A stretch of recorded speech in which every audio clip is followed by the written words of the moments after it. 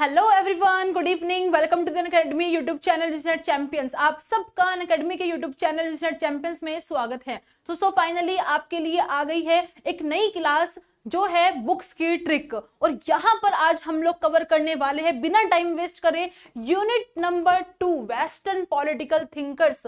यहाँ पे जो भी बुक्स देखी जाती है, इससे पहले हमने पार्ट 1 किया था वेस्टर्न पॉलिटिकल थिंकर्स का, और ये है पार्ट 2। यहाँ पर भी हम 3 से 4 थिंकर्स की बुक्स को ट्रिक से याद करने वाले हैं, और आप सबको ध्यान से सुनना है, समझना है। जैसा कि मैं हर क्लास में कहती हूँ कि मेन है कि जो बात मैं आपको कह रही हूँ वो सब आपको सुननी है और इमेजिन वैसा ही करना है जैसा मैं आपको बोलूंगी। अगर आप ऐसा करोगे और बार बार आप उसे सुनोगे तो डेफिनेटली कह रही हूँ आपको ये याद होगी ही होगी। बिल्कुल ऐसा हो ही नहीं सकता कि आपको याद ना हो। इससे पहले पता नहीं कितनी बुक्स हम लोग ट्रिक से याद कर चुके हैं, और फाइनली अब और भी थिंकर्स को हम याद यहाँ पे करेंगे। ठीक है, तो चलिए स्टार्ट करते हैं।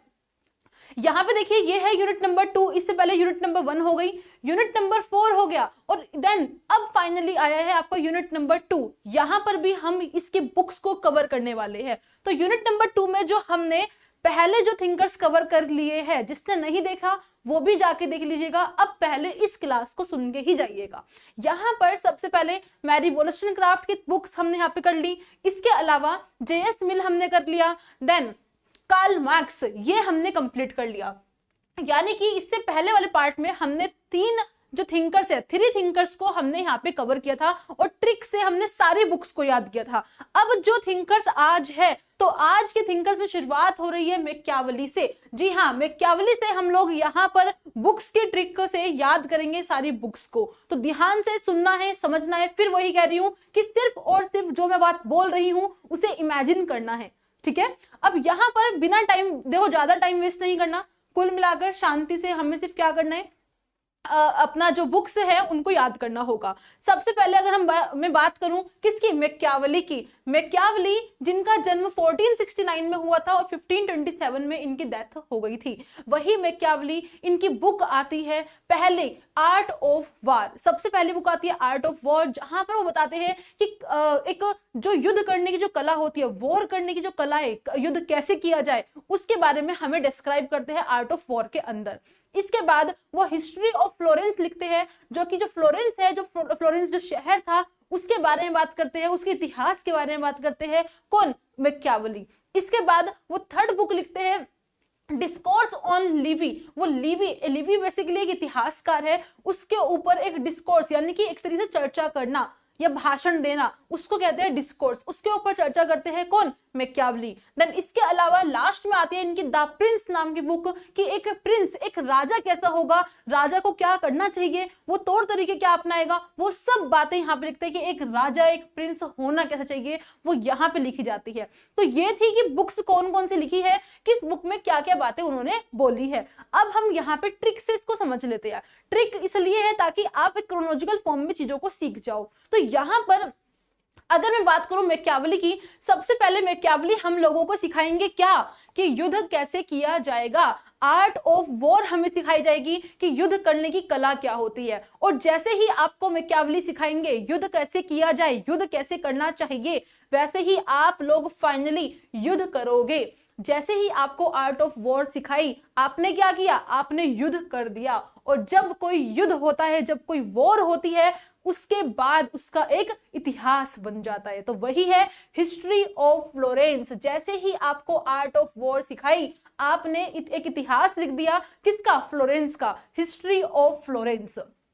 इसके बाद इतिहास लिखने के बाद क्या हुआ, इतिहास लिखने बाद जैसे आपने हिस्ट्री लिखी, एक इतिहासकार था जिसका नाम था लिवी, आपने उसके ऊपर भी एक डिस्कोर्स लिखा, एक पूरा भाषण लिख डाला। क्योंकि भाई सीधी सी बात है, आपने यहाँ पे कला सीखी युद्ध की, आपने युद्ध करके एक इतिहास भी रच दिया। अब इतिहास रच तो दिया, अब उसको लिखोगे भी तो आपने उसको लिख दिया, एक संभाषण बना दिया उसका, आपने उसको एक डिस्कोर्स के फॉर्म में लिख डाला इतिहास को। और जैसे ही आपने ये लिखा, आपने उस इतिहास को एक राजा के हाथों में सौंप दिया कि भाई लो पकड़ो, ये है इतिहास, और आप भी देख लो, क्योंकि आप एक राजा हो तो आप भी सीख लो कि आपको कैसा बनना है। तो इस तरीके पूरा क्रोनोलॉजिकल फॉर्म आपको याद हो गया।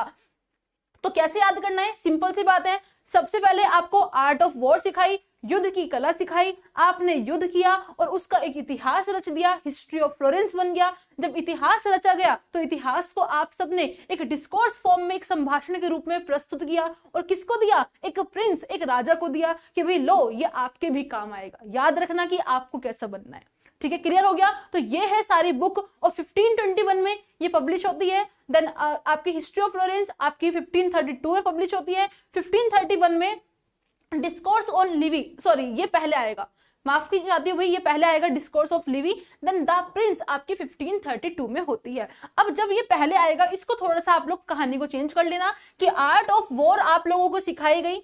आपको क्या सिखाया? आर्ट ऑफ वॉर सिखाई। आर्ट ऑफ वॉर सीखने के बाद आपने उसको एक अपने विचारों में ढाल लिया, यानी कि आपने पूरी तरीके से उसको एक संभाषण में बना लिया। तो आपने डिस्कोर्स लिख दिया, डिस्कोर्स ऑफ लिवी। फिर आपने प्रॉपर एक इतिहास रचा जब आपने खुद ने युद्ध लड़ा, और उसके बाद एक प्रिंस ने देखा और एक प्रिंस को भी आपने दिखाया कि आपको देख लीजिए आपको कैसा होना है। तो बस थोड़ा सा चेंज कर देना, इसको ऊपर कर देना, इसको नीचे कर देना, फिर भी कहानी आपकी ऐसी की ऐसी ही है। ठीक है, ये है सारी की सारी बुक। अब यहाँ पे देखिए जो द प्रिंस है, द प्रिंस के आगे कई बार आपको 1513 लिखा मिलता है, जो कि आपका एक तरीके से पब्लिश का ईयर नहीं है, वो रिटर्न का ईयर है। ये बाद में इसका पब्लिश का ईयर है कौन सा? ये वाला 1532। तो ये भी आपको याद रखना है। अब बढ़ते हैं आगे नेक्स्ट थिंकर्स पे। नेक्स्ट थिंकर कौन से है भाई?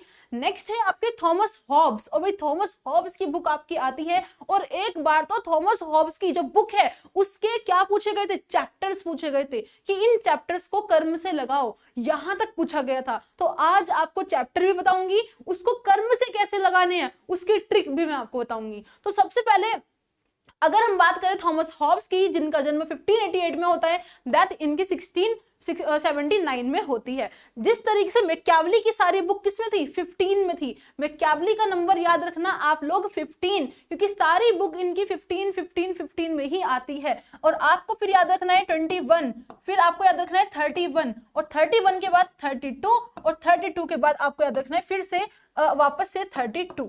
इस तरीके से आपको याद रखना है। ठीक है, तो आप आराम से इसको कर लोगे, 21, 31, 32, 32, दैट्स इट।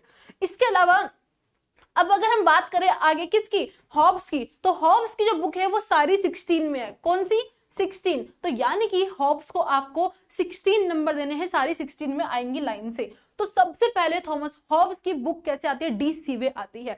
यहाँ पर थॉमस हॉब्स की बुक को याद करने की कोई ऐसी कोई जबरदस्त ट्रिक तो नहीं है, बट हाँ एक कॉमन चीज है कि यहाँ पर इनके बुक के आगे डी, डी और डी हर जगह ये लिखा मिलेगा। और रही बात बिना डी वाली यानी कि लेवियाथन की, तो वे लेवियाथन, मुझे नहीं लगता लेवियाथन इतनी कॉमन बुक है और आपको याद ना हो, मैं मान ही नहीं सकती, क्योंकि लेवियाथन सबसे बड़ी एक बुक मानी जाती है किसकी? थॉमस हॉब्स की। तो लेवियाथन आपको ऐसे ही याद रहेगी। और बाकी बची दो बुक आपकी बेहेमोथ और आपकी elements of law, natural and politics. बस इसको थोड़ा सा आपको दिमाग में रखना है, दैट्स इट। अब बात करते हैं इनके बारे में। सबसे पहले अगर हम बात करें डी सीवे की, तो डी सीवे के अंदर वो बताते हैं एक पूरे प्राकृतिक अवस्था कैसी थी, प्राकृतिक अवस्था में क्या था, वो सब चीजें जो डिस्क्राइब कर रहे हैं वो कहाँ पे करते हैं? ये आपके डी सीवे के अंदर करते हैं। कौन? Thomas Hobbes. इसके अलावा elements of law, natural and politics. और हाँ एक बात और, जो मानव को उन्होंने बताया है कि ह्यूमन का नेचर कैसा था प्राकृतिक अवस्था में, नेचुरल वाली स्थिति में, तो वहां पर वो सब चीजें भी डी सीवे में डिस्क्राइब करते हैं। कौन? Thomas Hobbes. उसके बाद उनकी बुक आती है elements of law, the natural and politics. इसके अंदर वो बताते हैं कि एलिमेंट्स ऑफ लॉ यानी कि लॉ मतलब कानून, नियम, लॉ के क्या एलिमेंट्स होते हैं, क्या तत्व होते हैं। इसके अलावा नेचुरल यानी कि प्राकृतिक, एंड पॉलिटिक्स आपके राजनीतिक, इन तीनों में कानून, प्राकृतिक और राजनीतिक, इन तीनों के बारे में बात करते हैं। और साथ ही साथ वो देखते हैं कि इन तीनों में कैसा रिलेशन है, इस चीज को समझते हैं। Law, natural and politics, elements of law है, देन नेचुरल है और देन पॉलिटिक्स है, तीनों के रिलेशन को समझते हैं।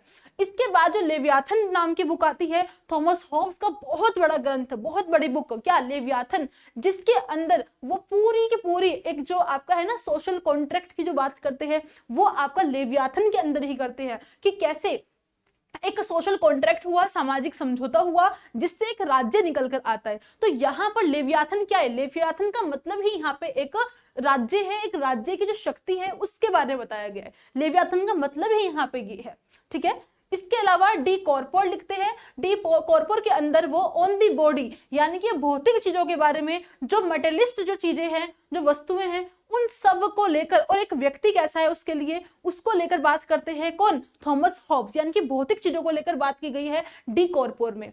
उसके बाद डी होमाइन। डी होमाइन के अंदर वो बेसिकली एक ह्यूमन, होमाइन यानी कि ह्यूमन, एक मानव को लेकर बात करते हैं। एक ह्यूमन का स्वभाव कैसा है, ह्यूमन का मानसिक स्थिति कैसी है, तो पूरी तरीके से मानव को लेकर बात करते हैं किसके अंदर? डी होमाइन के अंदर, ठीक है।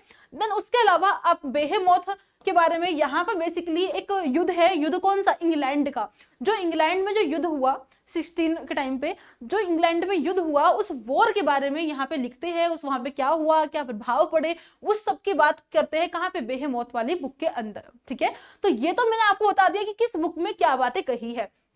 और ट्रिक कुछ नहीं, ट्रिक बस क्या है भाई, डी सी वे आपको याद रखना, डी कॉर्पोर और डी होमाइन। सबसे पहले आपको याद रखना है कि जो डी ये तीन जो बुक है डी वाली, कौन सी पहले है और कौन सी बाद में है। तो यहाँ पे है डी, भाई सी और डी, ABCD आप पढ़ते हो ना, ABCDEFG, तो भाई उसमें CABC और डी, तो सी और डी यहाँ पे आएंगे, राइट।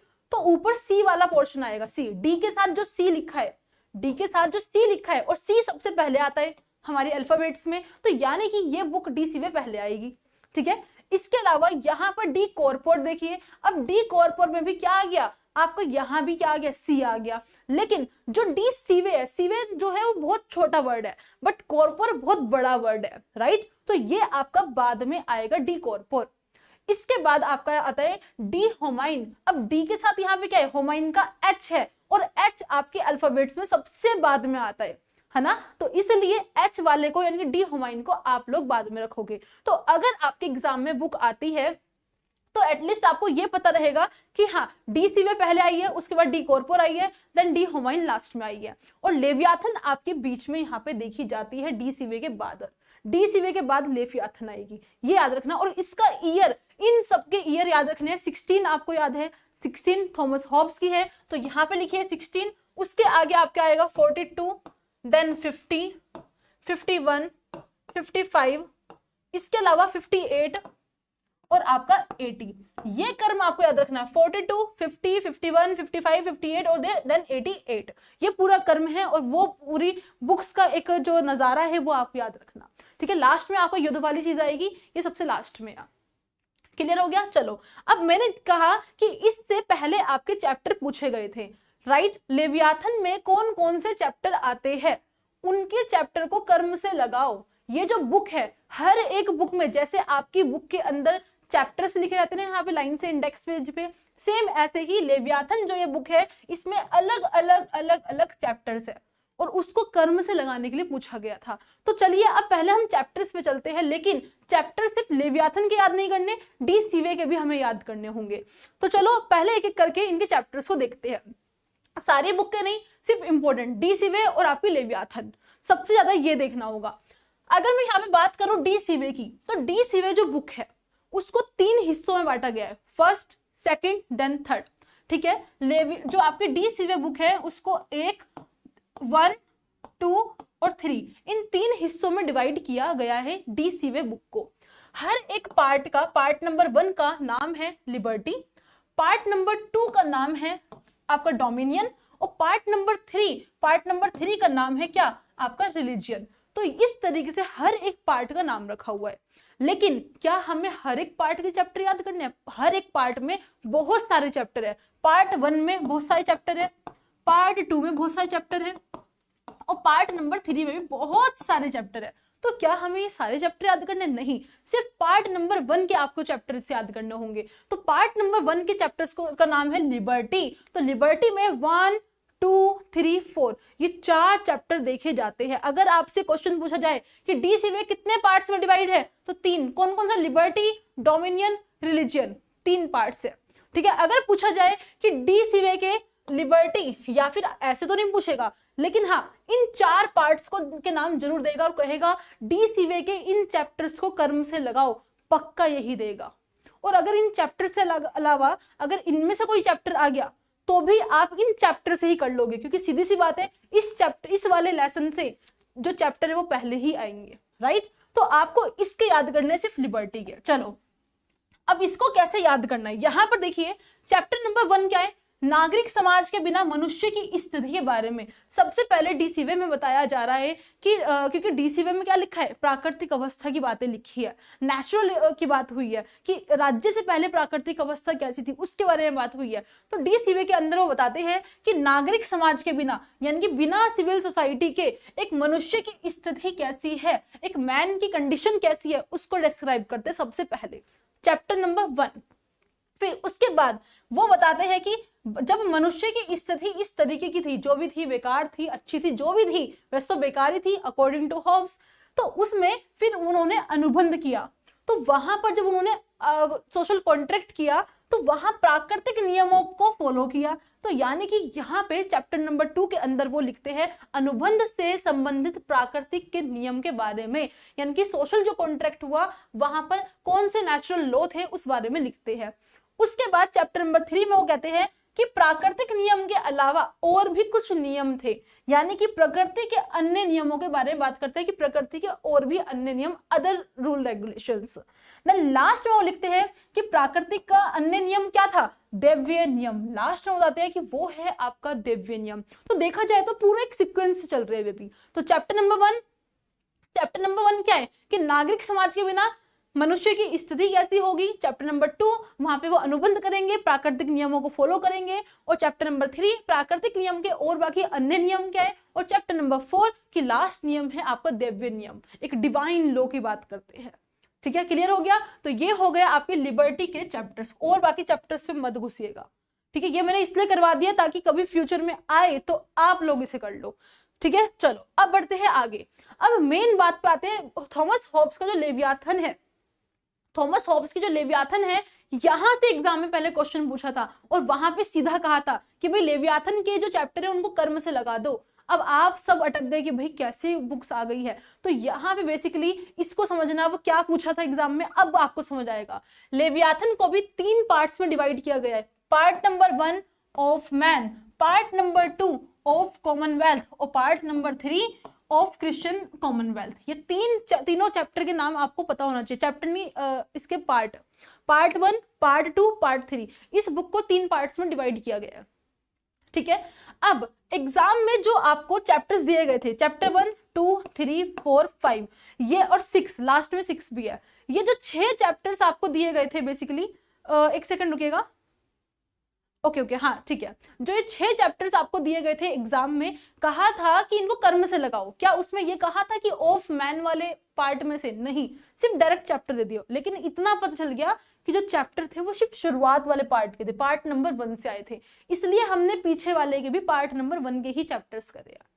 ठीक है, चलो अब इसको याद करने की ट्रिक क्या होगी। तो चैप्टर नंबर 1 इसमें बात की गई है इंद्रियों की, यानी कि हमारे सेंसेस। जैसे हमारी बॉडी है ना, हमारी बॉडी में 5 सेंसेस होते हैं, सुनने महसूस करने की क्षमता होती है। तो वही, तो यहाँ पर सबसे पहले हम किसकी बात कर रहे हैं, अब कहानी सुनना। सबसे पहले हम लोग बात कर रहे हैं अपने सेंसेस की, हमारी इंद्रियों की। और जब हम अपनी इंद्रियों में खो जाते हैं तो हम करते हैं इमेजिनेशन, हम करते हैं कल्पना।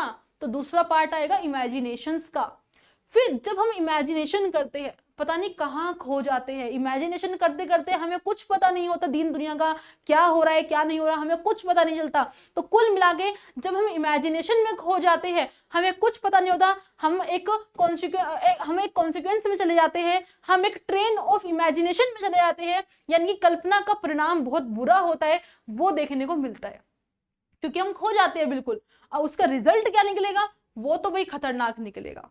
तो कल्पना में खो गए, अब उसका परिणाम निकलेगा और बहुत भयंकर निकलेगा। और भयंकर क्या निकलेगा कि जैसे ही आप इमेजिनेशन में खोए और वहां दूर खड़ी हुई आपकी मम्मी आपको बार बार चिल्ला चिल्ला के कह रही है कि बेटा सुन लो, बेटा सुन लो, पर बेटे तो इमेजिनेशन में खोए हुए हैं ना। तो वैसे ही क्या होगा, तुरंत आपको भाषण मिलेंगे, भर भर के भाषण सुनाएंगी आपकी मम्मी, यानी कि आपको स्पीच मिलेगी अच्छे से। और स्पीच में क्या आएगा, स्पीच में आएगा कि कितने देर से बुला रही हूँ, कितनी देर से कह रही हूँ कि पढ़ नहीं रहा है, कब पढ़ेगा कब नहीं पढ़ेगा। तो आपको स्पीच मिल रही है, क्यों, और पढ़ने के लिए क्यों कहा जा रहा है, भाई आपके पास है साइंस, और साइंस पढ़ना बड़ा ही डिफिकल्ट है भाई, हमारा तो फिर भी पॉलिटिकल साइंस है और साइंस को पढ़ना बहुत डिफिकल्ट है, इसलिए उन्होंने दिए भाषण।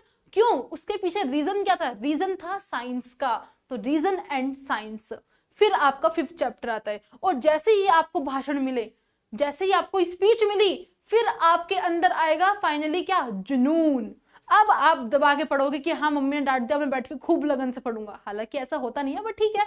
तो अब आपके अंदर आएगा क्या? जुनून, यानी कि आपके अंदर आएगा पैशंस, जुनून आ जाएगा। ठीक है, तो ये थी पूरी कहानी। इंद्रियां हैं, इंद्रियों से आपने कल्पना करी, कल्पना करी तो उसका परिणाम आएगा। परिणाम क्या आएगा? कि आपको भाषण सुनने को मिलेगा, और भाषण सुनने में क्या मिलेगा? आपको साइंस पे लेक्चर मिलेंगे, और यही आपका रीजन था क्योंकि, ठीक है। और तभी उसके बाद आपके अंदर जुनून आएगा, पैशन आएगा।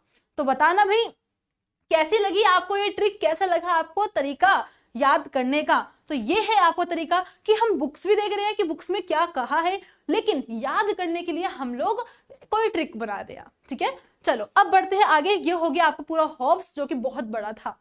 अब फाइनली दूसरे थिंकर्स पे आते हैं जिसका नाम है रूसो। तो रूसो क्या कहते हैं भाई? रूसो का ये रहा आपका पूरा टाइम पीरियड। रूसो ने बहुत सारी बुक लिखी, एग्जाम में आती है, बिल्कुल आती है। क्या क्रोनोलॉजिकल फॉर्म कभी आ जाता है? हाँ, लेकिन मिक्स होकर भी आ जाता है। तो मेक श्योर कि ये सारी बुक के आपको सेपरेटली ईयर भी याद करने होंगे।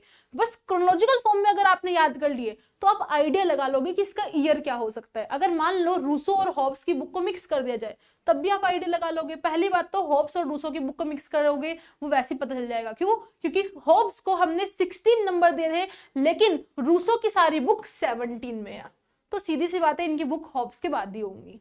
ठीक है, तो यहां पर सबसे पहले इनकी बुक आती है discourse on the art and science. 1750 में इनकी बुक आती है। ये आर्ट और साइंस के बारे में बात करते हैं। ये कहते हैं कि कला और विज्ञान, जैसे जैसे हम आधुनिकता की तरफ आए, जैसे हम मॉडर्न की तरफ आए, उससे क्या हुआ? कला और विज्ञान ने एक तरीके से सब कुछ बेकार कर दिया। तो यानी कि साइंस को, टेक्नोलॉजी को ब्लेम करते हैं। ठीक है, तो उसको नेगेटिव रूप से बताते हैं कौन? आपके ये रूसो। ठीक है, तो आर्ट एंड साइंस की बात करते हैं। इसके बाद वो बात करते हैं और discourse on the origin of basis of inequality. Inequality की बात करते हैं कि जैसे जैसे आर्ट और साइंस आई उससे क्या हुआ? उससे समाज के अंदर, इस मॉडर्न सोसाइटी के अंदर इनइक्वालिटी क्रिएट हो गई। ये वही चीज मैं बता रही हूँ जो फाइनली बुक के अंदर जो लिखी हुई है सच में। ठीक है, लेकिन यही बुकें आपको, यही स्टोरी आपको कहानी भी बना रही है। तो उन्होंने कहा कि आर्ट और साइंस के बारे में बात करते हैं कि कैसे कला और विज्ञान का प्रभाव पड़ा। फिर वो कहते हैं कि उससे कैसे इनइक्वालिटी क्रिएट हुई, असमानता कैसे आई। ठीक है, और यहाँ पे ए डिस्कोर्सेस ऑफ पॉलिटिकल इकोनॉमिक, यहाँ पर वो पॉलिटिकल इकोनॉमिक की बात करते हैं, राजनीतिक अर्थव्यवस्था को लेकर बात करते हैं। कौन? आपके रूसो। देन इसके बाद वो बात करते हैं इमाइल और एजुकेशन एंड ट्रेडिस ऑफ एजुकेशन, यानी कि शिक्षा को लेकर भी वो यहाँ पे बात करते हैं रूसो।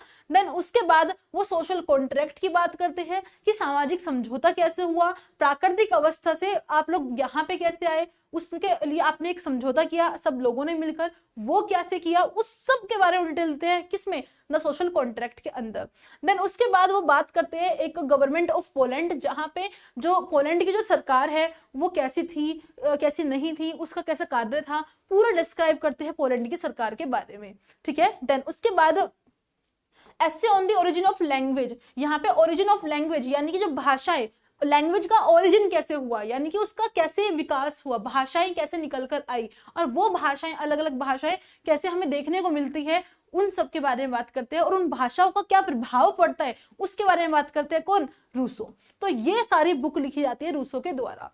अब इसी को ही आप लोग कर्म बना लो, एक कहानी बना लो, मेरी मानो, उस कहानी को ध्यान से सुनो, समझो और याद कर लो पूरा क्रोनोलॉजिकल फॉर्म। ठीक है, लेकिन हाँ कुछ बुक ऐसे हैं जिनके आपको ईयर रटने पड़ेंगे क्योंकि वो डायरेक्ट आते हैं। जैसे कि सोशल कॉन्ट्रैक्ट 1762 आता ही आता है, तो ईयर याद रखना है 1762। ठीक है, चलो अब यहाँ पे, और हाँ एक इनइक्वालिटी 1755, और नंबर एक चीज और, पहले ट्रिक बाद में, पहले आप लोगों को यहाँ पे लिख कर देती हूँ मैं। देखिए 17 नंबर दिया, आपको याद क्या रखना है? 50, देन 55, 55, 62, देन 72 और 81। अब यहाँ पे कुछ बुक्स जो है वो आपकी कैसे आई है? एक ही साल में आई है, इसलिए यहाँ पर क्रोनोलॉजिकल फॉर्म ये यहाँ पे नहीं देगा, यहाँ पे नहीं देगा। अगर देगा तो 55 की कोई एक सिंगल बुक देगा। जैसे मान लो एक बुक ये वाली दे दी, एक बुक ये वाली दे दी, 55 में से कोई एक बुक मिलेगी, या फिर आपकी 62 में से भी एक बुक मिलेगी, इस तरीके से देगा और कहेगा क्रोनोलॉजिकल फॉर्म से लगा दो। या फिर आपकी ये बुक से आपको दूसरे थिंकर्स के बुक्स के साथ मिक्स करके दी जाएगी। ठीक है, तो कर्म याद करोगे 50, 55, 55, 62, 62, 72 और 81, कुल मिला के 50, 55, 62 और 72 और 81 है, दैट्स इट। ठीक है, अब कहानी शुरू। तो सबसे पहले बात करी आर्ट और साइंस, कला और विज्ञान। कला और विज्ञान ने क्या कर दिया, कला और विज्ञान ने ला दी इनइक्वालिटी, असमानता लेकर आ गए, और इसको हम सेकंड डिस्कोर्स भी कहते हैं। ठीक है, उसके बाद जैसे ही असमानता आती है, अब असमानता से क्या होता है, पूरी इकोनॉमिक डगमगा जाती है। तो यहाँ पर पूरी की पूरी पॉलिटिकल इकोनॉमिक डगमगा जाती है। तो यहाँ पे पॉलिटिकल इकोनॉमिक की बुक आती है रूसो की।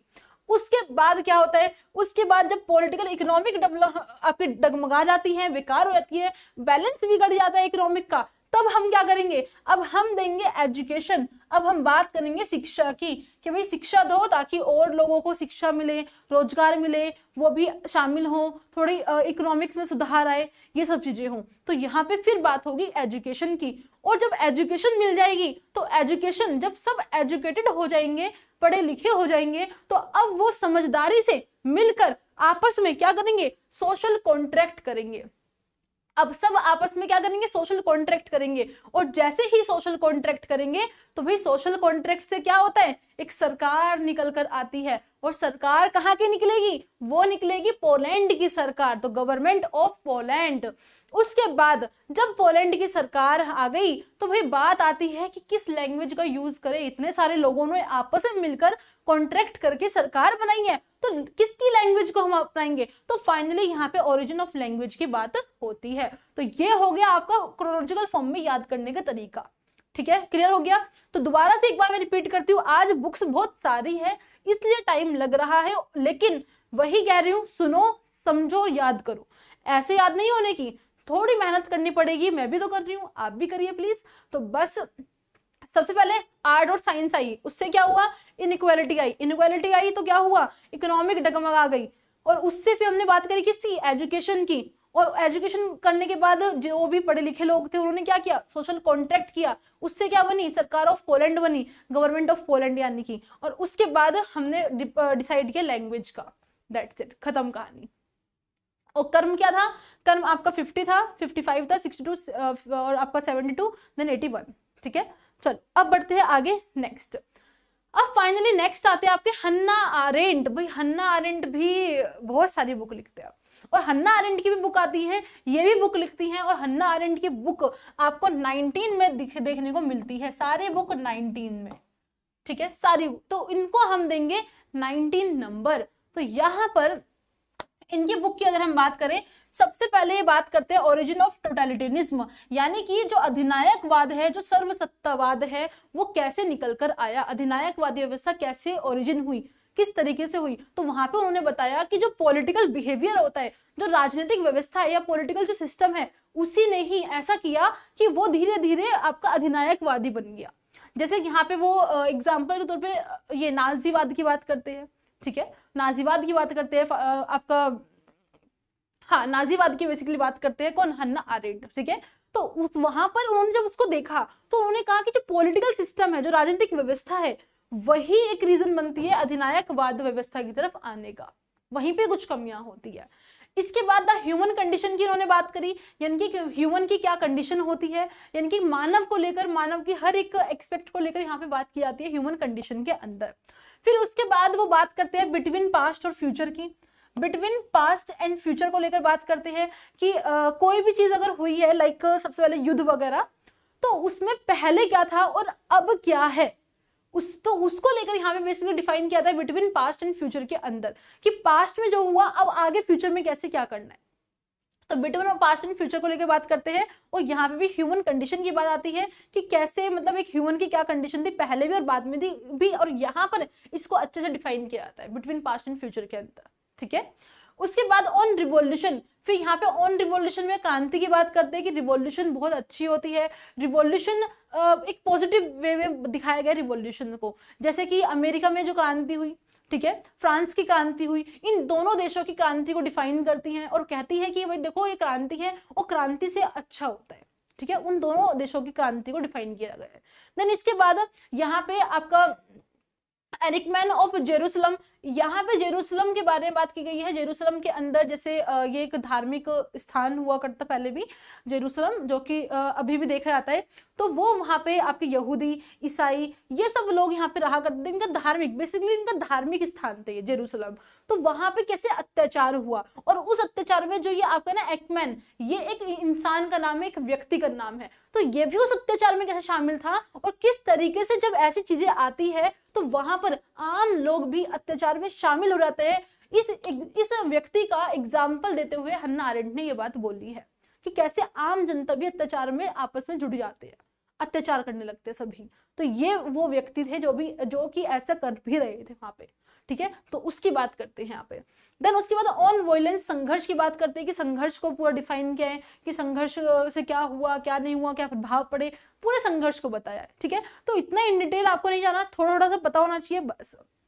चलो, तो अब इसकी बात आती है ट्रिक की, कि ट्रिक कैसे बनेगी। तो सबसे पहले हन्ना आरेंट ने कहा कि अधिनायकवादी व्यवस्था कैसे आई, टोटलिटेरियनिज्म निकलकर कैसे आया, जो आपका टोटलिटेरियनिज्म था वो कैसे आया, और उसने जैसी वो आया उससे ह्यूमन की कंडीशन कैसी हो गई, ह्यूमन की कंडीशन हो गई बेकार। पहले ह्यूमन की कंडीशन अलग थी, पास्ट में अलग थी, लेकिन ना जाने भगवान जाने फ्यूचर क्या होगा, हमें नहीं पता भाई फ्यूचर क्या होगा। तो भाई फ्यूचर के डर को सोचते हुए हन्ना आरेंट ने कहा कि कर दो रिवॉल्यूशन, रिवॉल्यूशन से ही सुधार होगा, क्रांति कर डालो।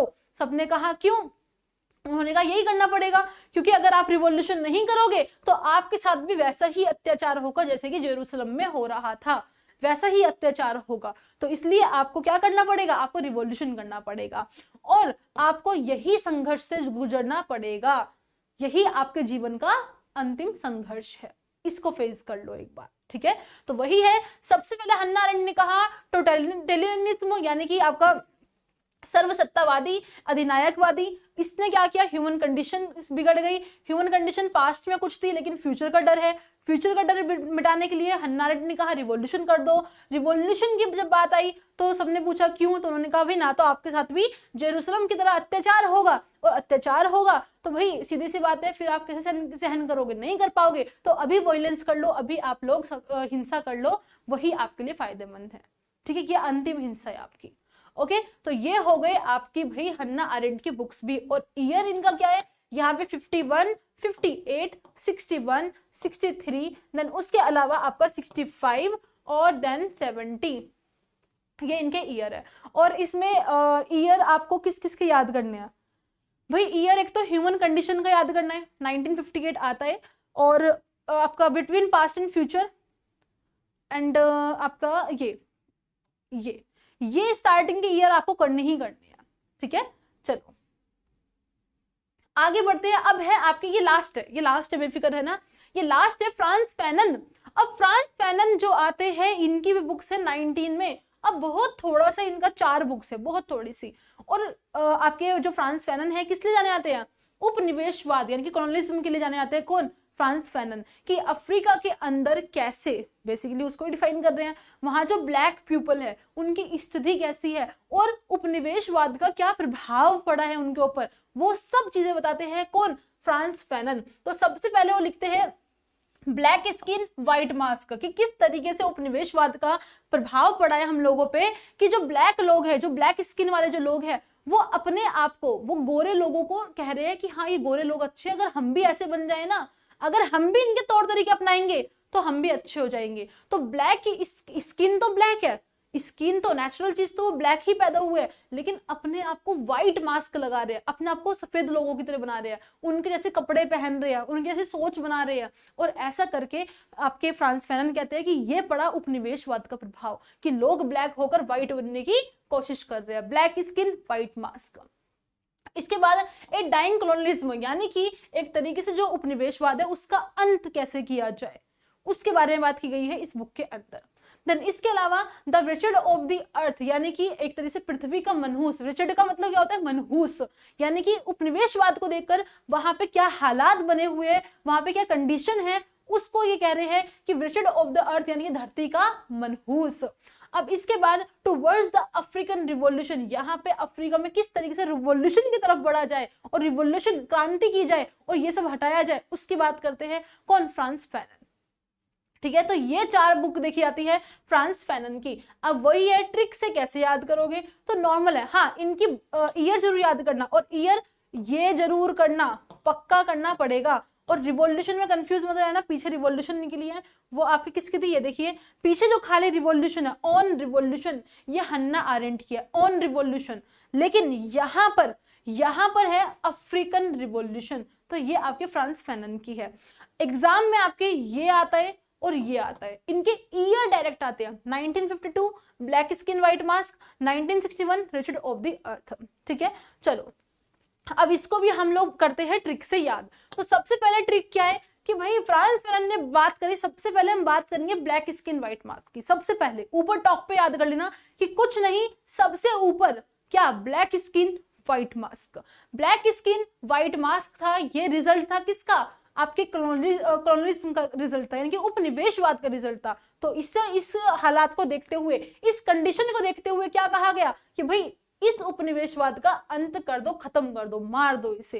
तो द डाइंग ऑफ कॉलोनिज्म की बात हुई, और उसको कट के क्या होगा भाई, उसको मारने की बात क्यों हो रही है, क्योंकि ये पूरा अर्थ, पूरी पृथ्वी क्या हो गई, मनहूस बन गई है। इसलिए भाई क्यों मार रहे हो, रीजन दे रहे हो क्या, रीजन क्या है, रिचर्ड ऑफ द अर्थ। उसके बाद ऐसा करके क्या होगा, तो फाइनली क्या होगा, आपको अफ्रीका में रिवॉल्यूशन लानी पड़ेगी। तो क्या कहा मैंने, ब्लैक स्किन व्हाइट मास्क क्यों हुआ, रीजन क्या था, आपका जो कॉलोनिज्म था, जो उपनिवेशवाद था, वो रीजन था। तो इसको हमें मारना होगा। सबने कहा क्यों मनहूस बन रहे हो, मनहूस मत बनो, रिचर्ड ऑफ द अर्थ, मनहूस पंथी मत दिखाओ, मनहूस मत बनो। तो हमने क्या कहा, करना पड़ेगा और रिवॉल्यूशन लाना पड़ेगा अफ्रीका के अंदर। That's it. और 52, देन 59, 61 और 64 ये इनके ईयर है। क्लियर हो गया। अब मुझे बताना आपको कैसे लगा, वही कह रही हूँ, ध्यान से सुनना, समझना, जल्दी जल्दी पढ़ाया क्योंकि बहुत सारे पढ़ाने थे, बहुत सारी बुक्स थी, वो सब आपको याद करवानी थी। अब आपको थोड़ा रिपीट करना है, बार बार सुनना है, और मैं बार बार वही कह रही हूँ, जैसा बोल रही हूँ इमेजिन करवा रही हूँ, इमेजिन करो, उसको समझो, ये भी देखो बुक में क्या है, लेकिन ट्रिक करके एटलीस्ट ये याद कर लो कौन सी बुक पहले कौन सी बुक बाद में है। अगर आपके किसी और थिंकर के साथ बुक्स मिक्स करके देता है तो एटलीस्ट आपको आइडिया लग जाएगा कि उसकी बुक किस ईयर में थी, किस टाइम थी, और इसकी बुक किस टाइम थी, तो वो आगे पीछे आप रख लोगे। ठीक है, तो कुछ बुक के ईयर आपको नहीं रटने हैं, लेकिन ये क्रोनोलॉजिकल फॉर्म भी याद करना है इस तरीके से। ओके, चलो तो ये हो गए आपके पूरे, यहीं तक ही था। अब इसके आगे आपका पार्ट 3 भी आएगा, क्योंकि वेस्टर्न पॉलिटिकल थिंकर्स में बहुत सारे थिंकर्स है, एक क्लास में नहीं होने का भाई। पार्ट 1 हो गया यूनिट 2 का, पार्ट 2 हो गया यूनिट नंबर 2 का, और अब यूनिट नंबर 2 का पार्ट 3 भी आएगा बाद में। तो उसके लिए इंतजार करना और देखना मत भूलना, और भाई इसे देखते रहना और बार बार सुनना। तो अभी के लिए इतना ही, bye bye, take care, thank you so much.